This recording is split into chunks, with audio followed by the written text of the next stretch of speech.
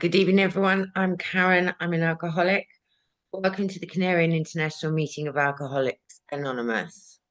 My name is Karen, and I'm an alcoholic serving as your secretary today.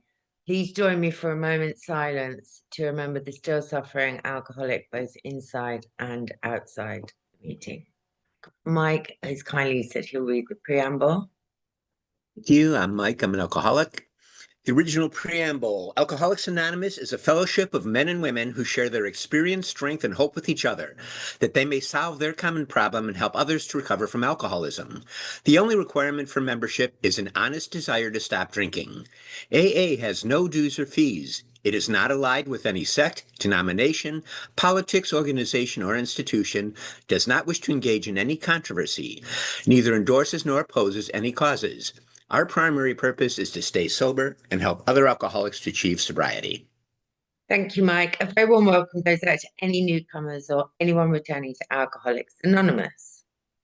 The chat is now disabled until the end of the meeting, except for the meeting hosts. If you feel the meeting security is at risk at any time during the meeting, please private message one of the co-hosts so they can check it out. And now we will introduce Grace from Maui. Grace, you have as long as you'd like. Over to you. Thank you so much. My name's Grace and I'm an alcoholic. I'm here zooming in from my home on the island of Maui in Hawaii, on the slopes of Haleakalama, about the 2,000-foot elevation. So it's a bit nice and chilly this morning. I decided to sit outside because it's just, I feel less claustrophobic. Sometimes when I have to share, when I do share, I do get a little nervous, and the fresh air is very nice and the sun is about to come up. So I thought, I'd feel better if I sat outside. So that's what I'm doing. I'm a very grateful alcoholic. I got sober on this island on January the 2nd, 1982 in a little town called Hana, Maui. And I guess I must have been in 33 or 4, maybe 34, just turned 34. And I've been trying to stop drinking for a while, and I just couldn't quite do it on my own. And I remember reading an article in the Maui News, our local newspaper, and it was for Thursday morning. It said, "Is somebody else's drinking bothering you? Perhaps we can help." And it was for Al-Anon, because at that time I didn't think I had a problem, because I wasn't drinking continually all the time. So I went to the Al-Anon meeting, and when I first heard the words that came from that meeting, I tell you, it really touched my heart. I thought, oh my goodness, why wasn't this here when I was growing up? Why didn't I hear this? If I had known this, it would have been like the keys to the kingdom, because it was it was very fortunate to be raised in the islands. We have a lot of nationalities in my family. I can go back to Hawaiian, Chinese, Tahitian, Scots, English, Irish, Danish, and my daughter on top of that's Japanese, Norwegian. So we have a lot of mixed races, and it's very nice. We have a lot of different cultures. My favorite, of course, the one that my grandparents, both my father and mother's side, were native Hawaiian speakers. That was their first language. We had an overthrow in the 1890s, and America came in and decided that they would rule us. And we had been, like an independent nation. So I think, when I think about my grandparents, and my grandma was there when the flag came down over Iolani Palace, and my mother said there was a lot of wailing and chanting at the time. And so I think that was a very sad thing. When I grew up and I realized these things about my great grandmother, I just thought about, I didn't think about that when I was a kid. I didn't think about other people's feelings.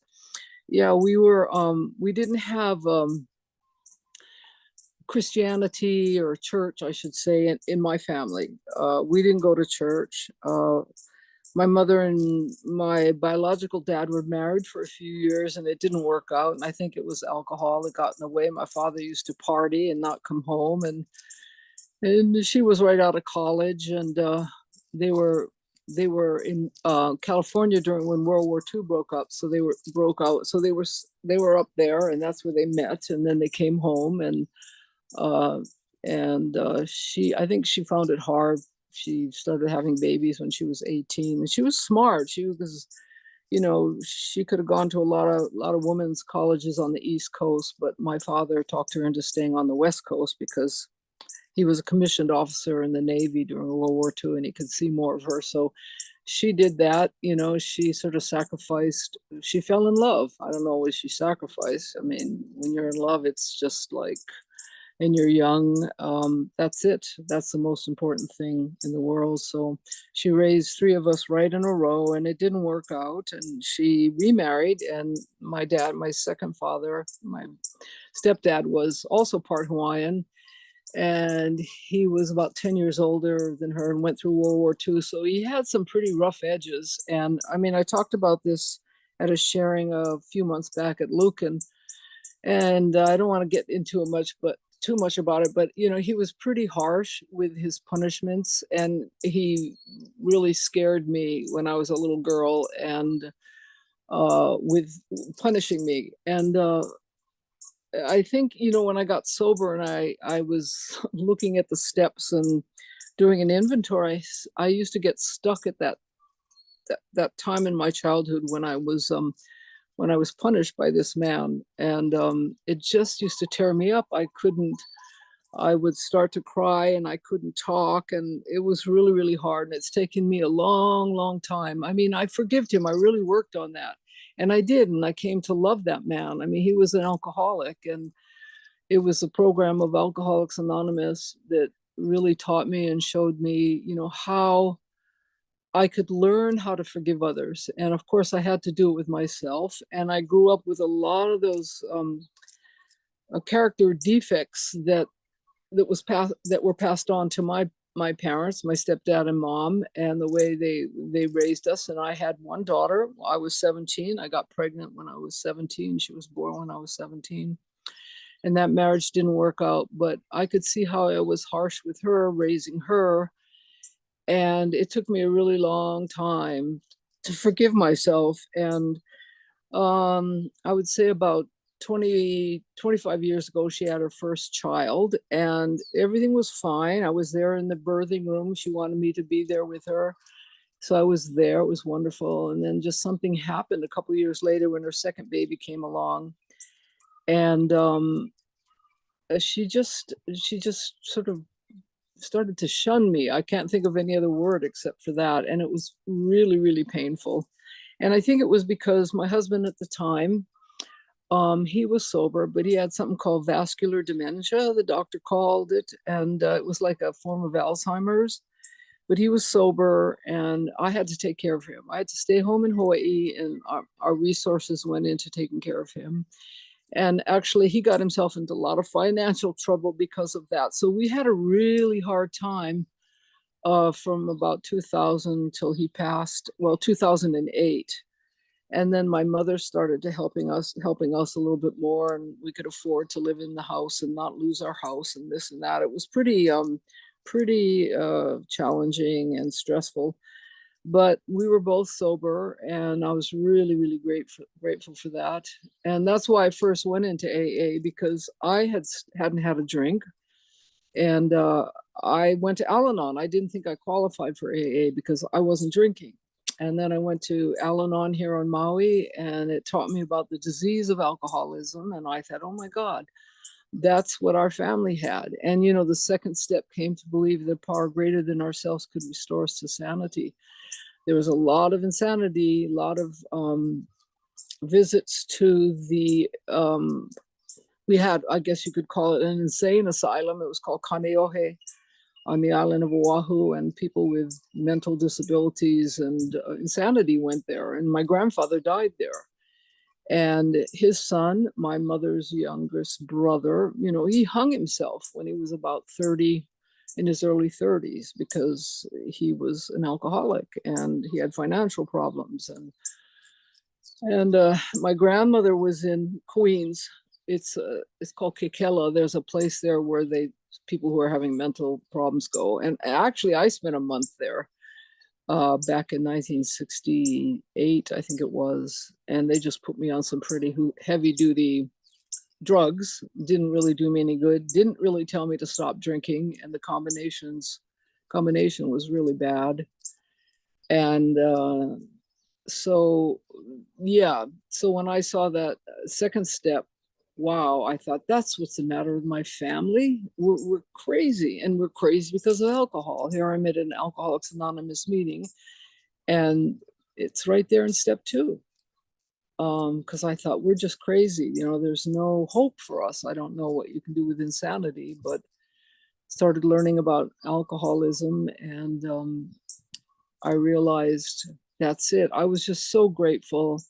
And the compassion in Al-Anon was a wonderful thing too, to see that, people really, you could find a place for alcoholics in your heart. And it was just, it just took understanding and love and compassion to live with that and understand that, and come to a place with it where you're forgiving not only your family, but mainly yourself. And I think that was what a lot of my problem was through the years after I got sober, is I really had a hard time forgiving myself. And I realized, I inherited a lot of this. I mean, a lot of my behaviors, I didn't know any better, really. Growing up, it's not that I didn't know any better, perhaps I did, but I just didn't know what else to do. I found my place, self in irritable, discontented, and bored. And so I would just, pick up that drink. And that was a wonderful to get sober on this island and go to meetings. And it took a few years for my husband to get sober, but he did. And he died sober. He was 30 years sober when he died in 2014. And I was real grateful. I had a couple years before him, but he was going to meetings before I ever showed up at a 12-step meeting, but it didn't work for him. He just couldn't get sober.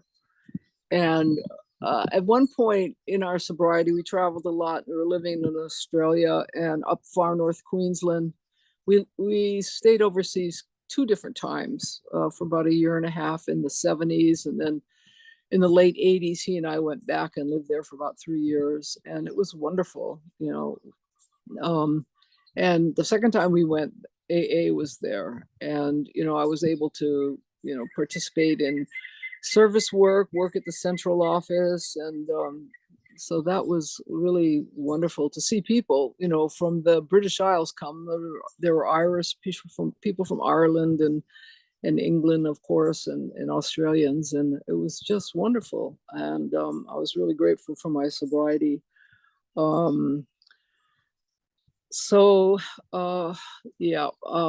Got back to the islands in 92, 3. My father had just passed, and I was home for about a week.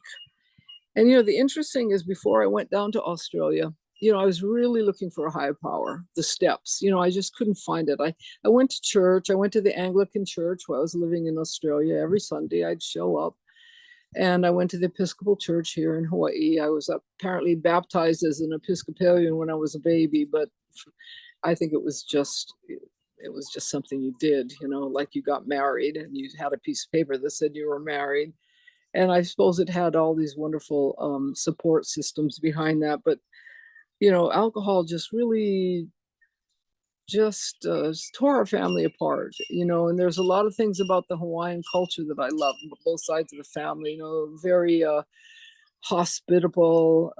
The aloha spirit is just wonderful here. We have this beautiful environment, and I just wondered why did my family, why do my family drink? Why do they do this? We live in such a beautiful place. But then, of course I grew up and I did the same thing. So I came to understand, cunning, baffling, powerful disease this is.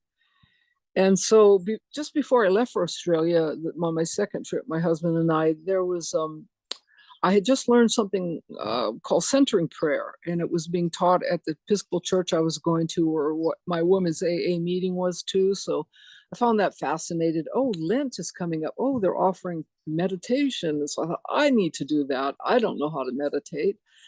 And so I learned this thing called centering prayer, and it's just an ancient thing from the Desert Fathers. So it was the time of Moses. You know, it was something a really ancient sort of uh, 11-step work. And so I learned how to sit and be still with these Catholic nuns that wore what they call a Hawaiian dress. It's called a mu'umu'u. The missionaries put us in these like old Mother Hubbard dresses to cover us up, because you know we didn't wear that many clothes. I mean, we didn't cover up at the top. So the nurse,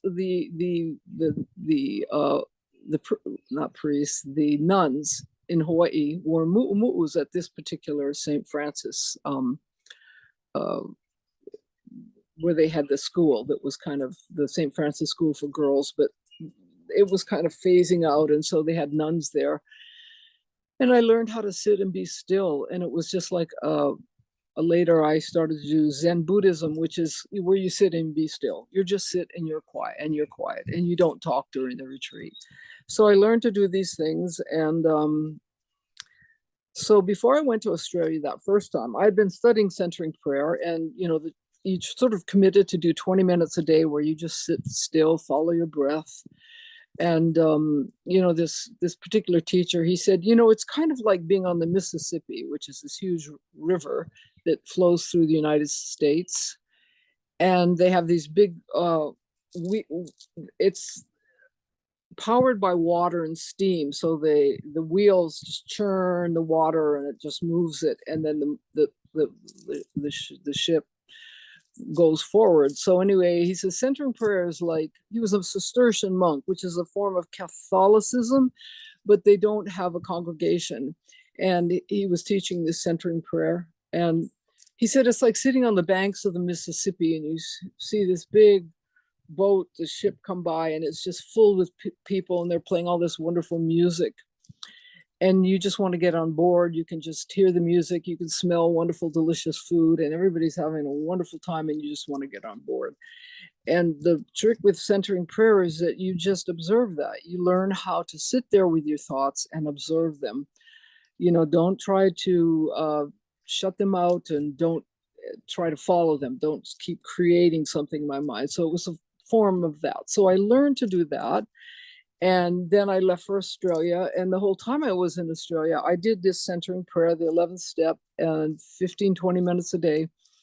And by the end of that year, I used to struggle with the concept of God, because I didn't learn that. It wasn't something, it was the beautiful thing that is taught to children. You know, you have a loving father that cares about you. I mean, that's a wonderful concept.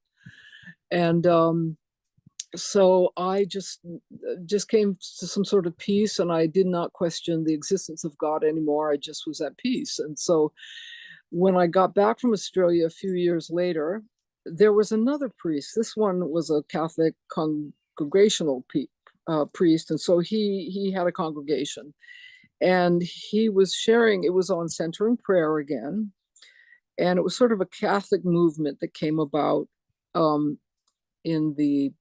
They'd been doing it. They were allowed to go to a Zen Buddhist monastery that had moved down from their monastery, their Catholic monastery in Quincy, Massachusetts. And these Japanese Zen Buddhists were there, and the abbot said, "Well, you want to learn how to meditate? You can go. All of you seminarians or whatever can go down there and meditate with him." So they learned how to do that, and then they were doing it in the 40s, 50s, 60s, and by the 70s they petitioned the Pope and asked him if they could start to teach that, because it wasn't allowed. You know, it was something for just the nuns and the monks and the priests and congregation. You weren't supposed to teach meditation. That was something that was just for religious people, you know.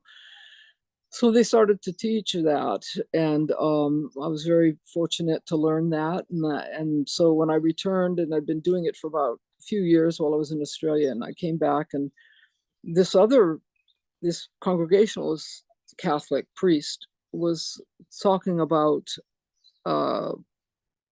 at a retreat, people were asking him from his congregation, Father, have you ever experienced God? Can you give us some information about that, And he said, yes, I have. And it was an Alcoholics Anonymous meeting. And I just was stunned. I was stunned. And I thought, oh my gosh, I am in the right place. And then before I left for Australia too, the first one, the one that was the monk, he was a Cistercian monk, Catholic monk. And he starts his 2-day retreat at this little Catholic church in Manoa Valley, beautiful little church. And the first sentence out of his mouth, it was a long sentence, and right into it, about the 15th, 20th word, he says, Alcoholics Anonymous is a miracle of the 20th century. And again, I thought, my goodness, I am in the right place. I was just stunned by that. And then, like I say, when I got back, I went and did another retreat with this Catholic from the mainland. He'd come to Hawaii, and same thing. And I thought, I'm on the right track. And so I love the 11th step. It's helped me so much.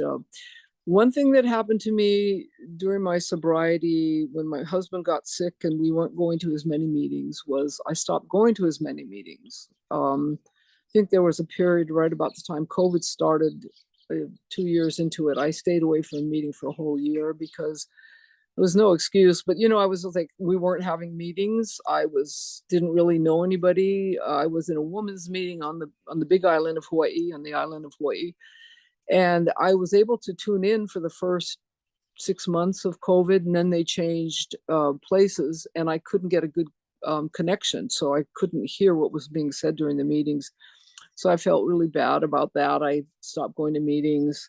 I kind of lost that theme, that peacefulness. And even though I was doing I had a wonderful spiritual practice when I practiced it, but I'm the typical alcoholic, I'm gangbusters going out, and then it gets to the point where I just lose steam, and it's really hard for me to self-start again. And it's been an issue with me throughout my sobriety.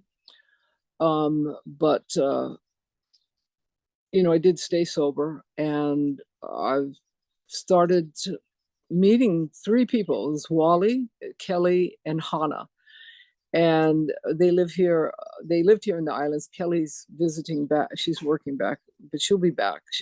But he lives here on this island of Maui, and he brought each of them to my house to visit me. So I got to know them firsthand, and it just made all the difference in my program.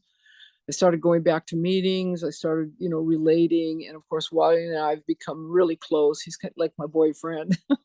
And he's just the sweetest man. I mean, he's sober. He's over 40 years sober. He's about my age. My last husband, who was the love of my life, he was about 16 years older than me, and he helped raise my daughter when she was about 3 years old. I met him, and I was about 20.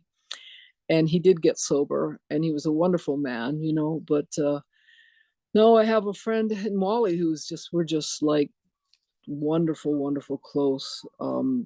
Very, very wonderful to have someone in my life again that I can trust. And I just feel I've never had a boyfriend that was sober. And my husband it took a lot for him to get sober and to me to get sober, and it was well worth it. And to have friends like Kelly and Hannah is just such a big blessing.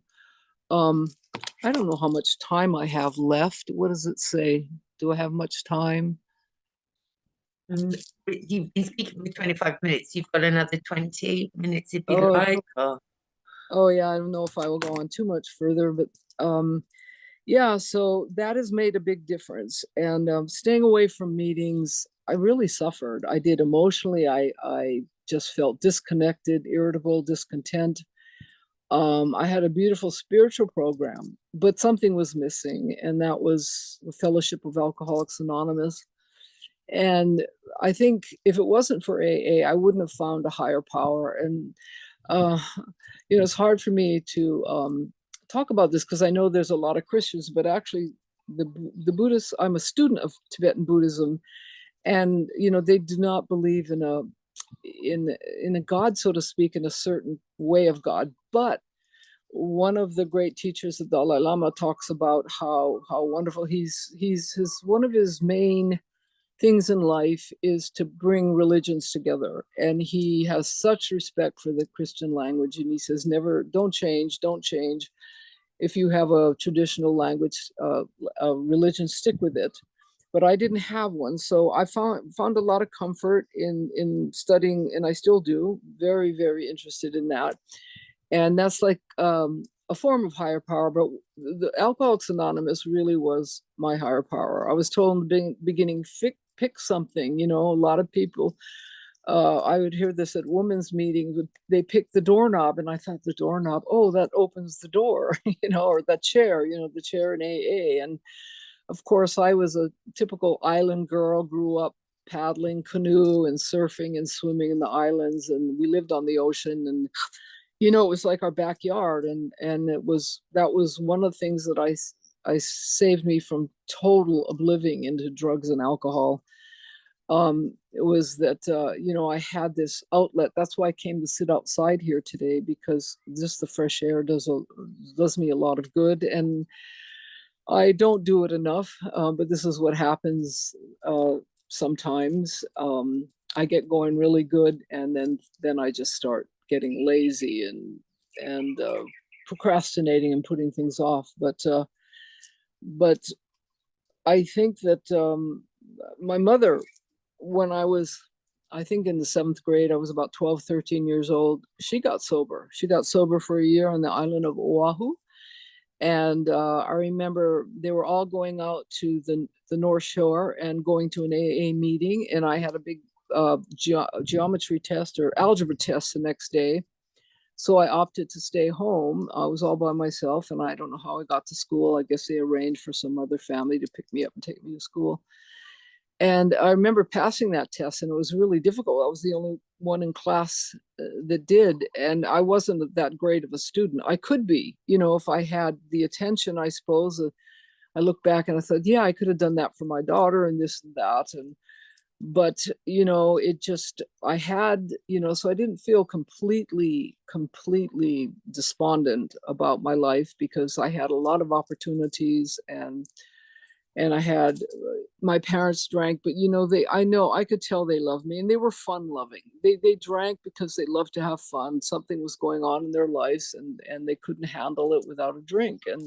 And that's how I learned how to handle things. And so I learned to just really love them and forgive them, and understand that this disease is very cunning, baffling, and powerful. And I was just so grateful to walk in, like I say, the back door through Al-Anon. Actually, it was, I remember living in Australia, and he was a schoolmaster. So I guess he was a school teacher. I think that's what they called him in Australia. If you were a school teacher, you were schoolmaster. And almost every meeting, he would thank his wife and Al-Anon, because if it weren't for them, he wouldn't be sober.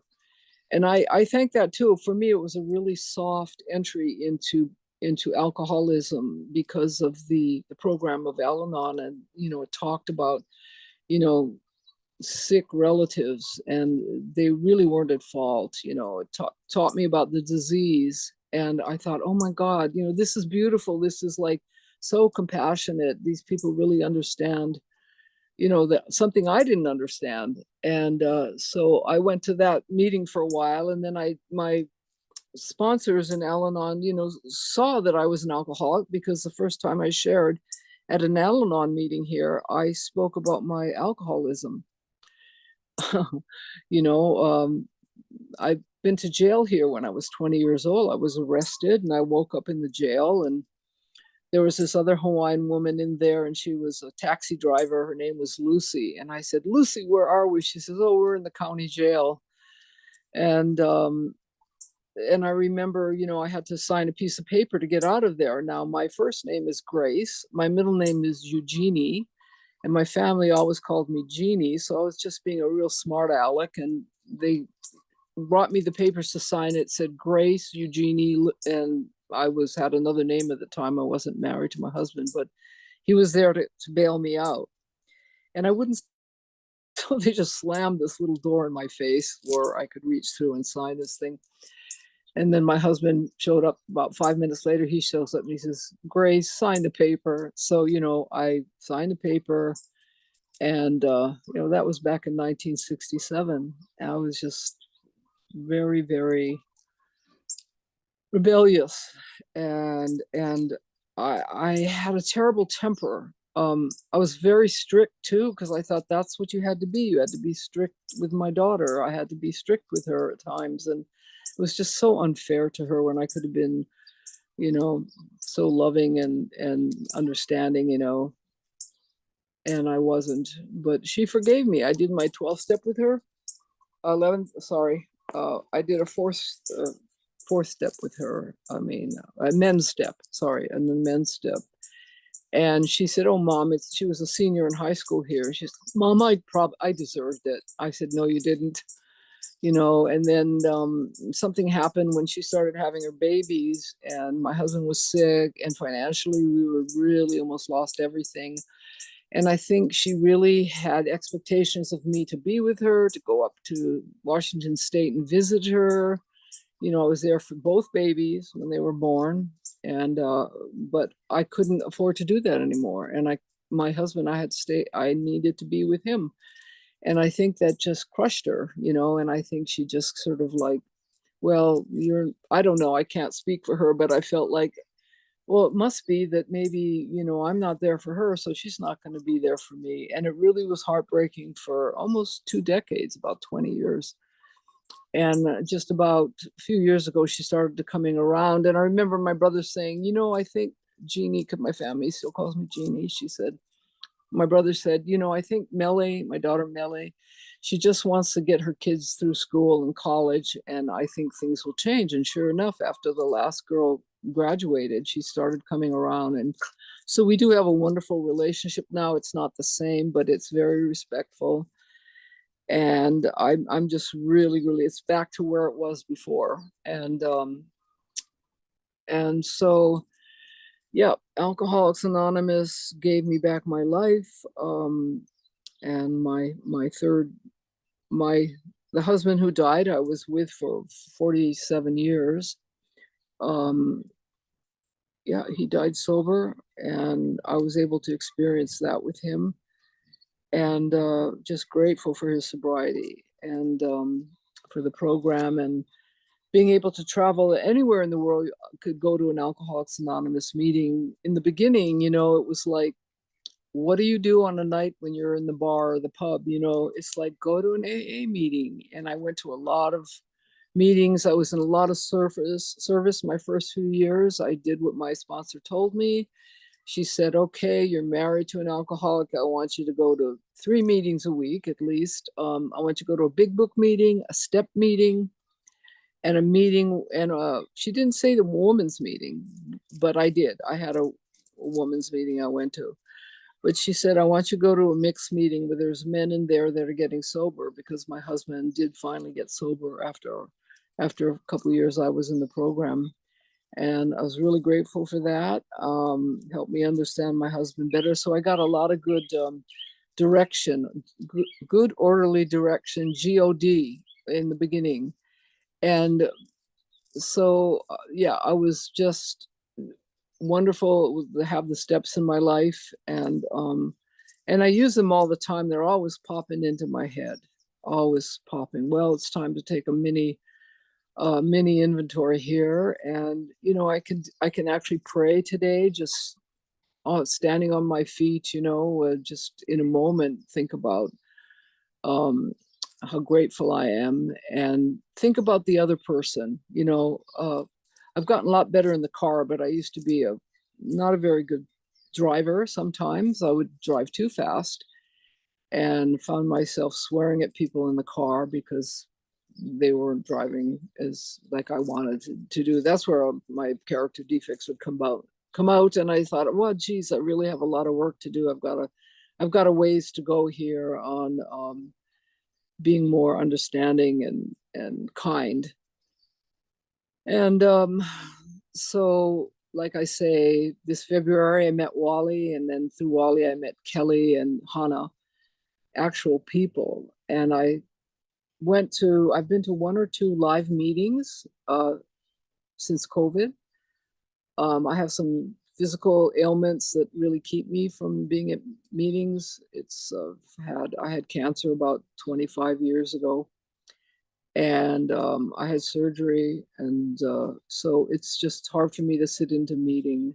But Wally and I are going to the AA convention next week in Honolulu and Waikiki Beach, and I'm really looking forward to that, and being with other alcoholics for 4 full days, and the meetings all night long, I believe. And so yeah, the fellowship, everything about the big book is so beautiful, and of course I recommend it to every newcomer, and I'm sure they keep coming back to meetings. The miracles will happen, great things will come to pass for you and countless others, and I know it happened to me, and I've seen it happen to others, and it's the most wonderful, miraculous thing. Yeah, those 2 priests, that AA is a miracle of the 20th century, and the other priest said, yes, I've seen God in an Alcoholics Anonymous meeting. So I know I'm on the right path, and I believe all of us are. And I can't think of a greater spiritual program than Alcoholics Anonymous. I really can't say enough. I've been pretty sick the last couple of days. Didn't know if I was going to make it today, and didn't think I would, I'd have the energy. But I came and sat outside, and it always does me good. And so that's about all I have. I don't have much else. I'm just very, very grateful. And I thank you all for 12-stepping me today. And thank you, Mozzie, for inviting me here today, and all of you there in service, and everyone that's at this meeting. Keep showing up, keep coming back. And as they say, my husband used to say that don't go away, stay. Just stay, don't go away, stay in AA, and great things will come to pass for you and countless others. This is a fact for us. Abandon yourself to God as you understand God, and I'm just forever grateful, and I'm going to keep coming back. And that's all I've got. Thanks again, everyone. All the best. Thank you so much, Grace. Thank you for coming and sharing your experience, strength of hope. What I got from your share was you're very spiritual. Where have you gone, Grace? Very spiritual. And I love the centering prayer. I'd love to know more about that, actually. And looks like it's about to be a wrap. We've come to the end of the meeting, and Jerry is going to do the promises, please. You're unmuted, Jerry. Hello, I'm Jerry, and I'm an alcoholic. And these are the promises.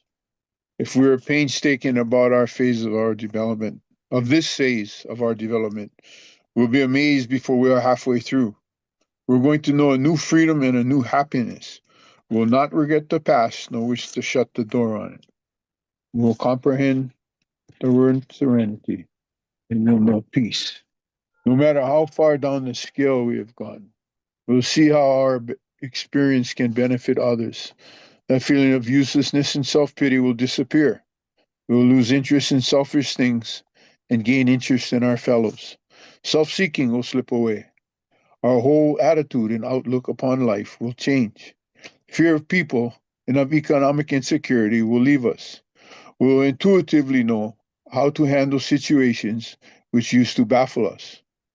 We will suddenly realize that God is doing for us what we could not do for ourselves. Are these extravagant promises? We think not. They are being fulfilled among us, sometimes quickly, sometimes slowly. They will always materialize if we work for them. Work, work, work. Thank you so much, Jerry. Just need to say a huge thank you to Grace. Thank you so much for coming this evening, this morning, this afternoon. Co-hosts Bruce and Kathleen, timekeeper Bob, preamble Mike, Jerry the Promises. To you, Kathleen. And I'd like to thank you, Karen, for being secretary also. Thanks, Grace, again. Reminder that our meetings are on 7 days per week at 8:30 a.m. UK time. We also have a lunchtime meeting every Sunday at 1 p.m. UK time. This is a Step 11 meditation meeting. And on Saturday at 6 p.m, we have the Old Timers meeting, which is an extended recording for the archives. And on Thursday evening, we have a meeting at 7:30 UK time. We do use all the same codes for the meetings. Stick around for fellowship after the meeting. If you would like to use a breakout room after this meeting, please let one of the hosts know. And the yellow card, Bruce, please. Who you see here What you hear here, when you leave here? please let it stay here. Sorry. Grace, please could you lead us out to the Serenity Prayer? Thank you, Grace, for coming again. I'll just unmute you now. Thank you. Yes. Thank you so much for having me. Let's all join together and think about the alcoholic who's still suffering in and out of these rooms. Okay, with the Serenity Prayer. Perhaps we could do the we version. God, grant me the Serenity. Accept the things we cannot change. Courage to change the things we can. And the wisdom to know the difference. I will not mind be done. Thank you so very much. Jerry, my deepest condolences to you, Jerry. Brilliant meeting. Thank you. Stay safe, everyone. Stay blessed. Take care. Bye.